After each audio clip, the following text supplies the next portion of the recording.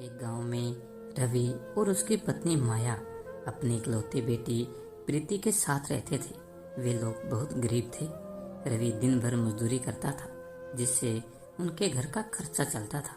जब भी कोई त्योहार आता तो उससे पहले ही माया उसमें उपयोग होने वाली वस्तुएं बनाकर उन्हें बेचती थी, जैसे दिवाली में दिया, होली में रंग और रक्षाबंधन पर राखियां। त्योहार आने पर रवि अपनी मजदूरी छोड़कर माया से मिलकर सामान तैयार करता और उसे बेचा करता था। रक्षाबंधन का त्योहार नजदीक आ रहा था। रवि बोला, माया, रक्षाबंधन का त्योहार नजदीक आ रहा है।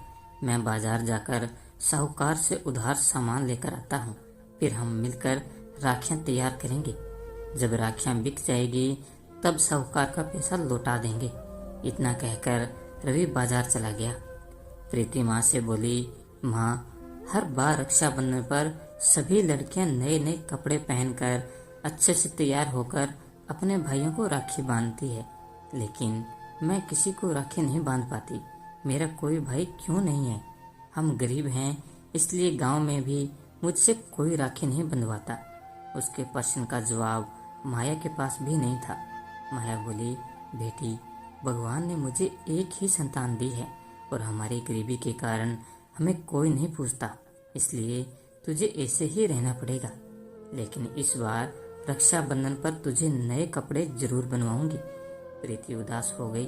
कुछ ही देर बाद रवि ढेर सारा राखी बनाने का सामान लेकर आ गया। सभी लोग राखी बनाने में जुट गए। प्रीति भी उनके साथ राखी बनवाने लगी। अगले दिन रवि कुछ राखियां लेकर बाजार में बेचने चला गया। प्रीति भी एक थैले में कुछ राखियां लेकर अपनी माँ से बोली, माँ, मैं भी गांव में घूमकर राखी बेचने जा रही हूँ।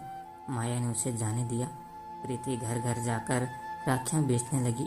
उसकी राखियां बहुत सुंदर थी, सबको पसंद आ रही थी, इसलिए सब लोग उसकी राखी खरीद रहे थे।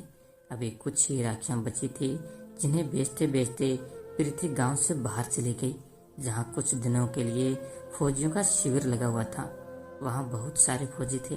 प्रीति उनके पास जाकर राखी खरीदने को कहती है।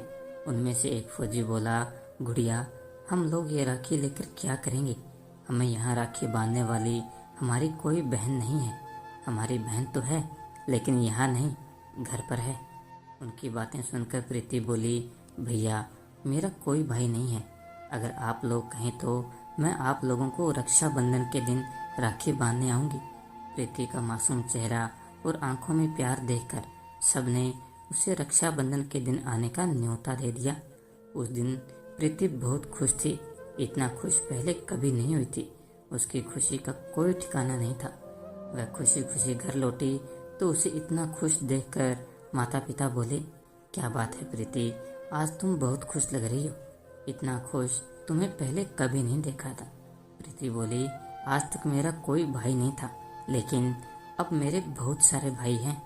उसने माँ और पिताजी से सारी बात बताई और बोली, माँ, इस रक्षाबंधन पर मुझे नए कपड़े जरूर बनवा देना।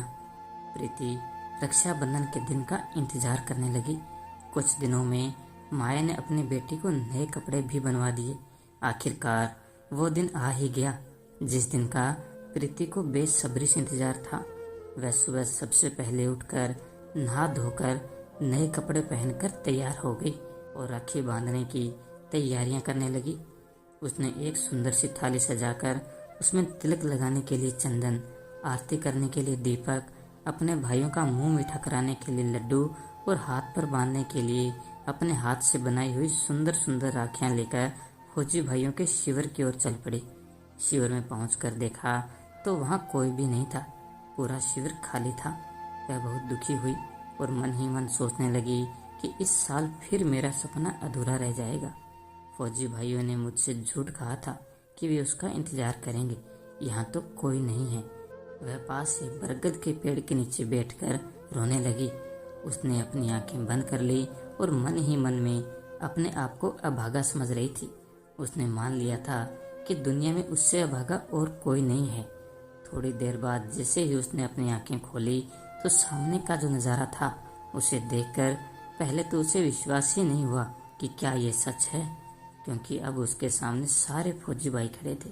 उसकी आंखें खुलते ही सभी हंसने लगे और बोले, तुम्हें आते हुए हमने पहले ही देख लिया था, इसलिए हम सब तुम्हें परेशान करने के लिए छुप गए थे।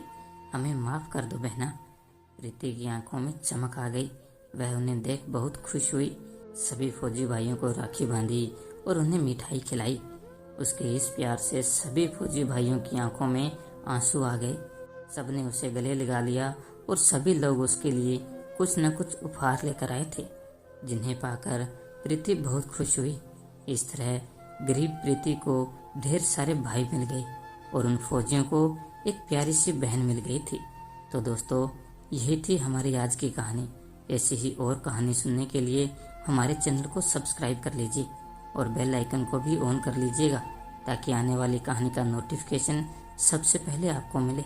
तो अब मिलते हैं अगली कहानी में। तब तक के लिए धन्यवाद।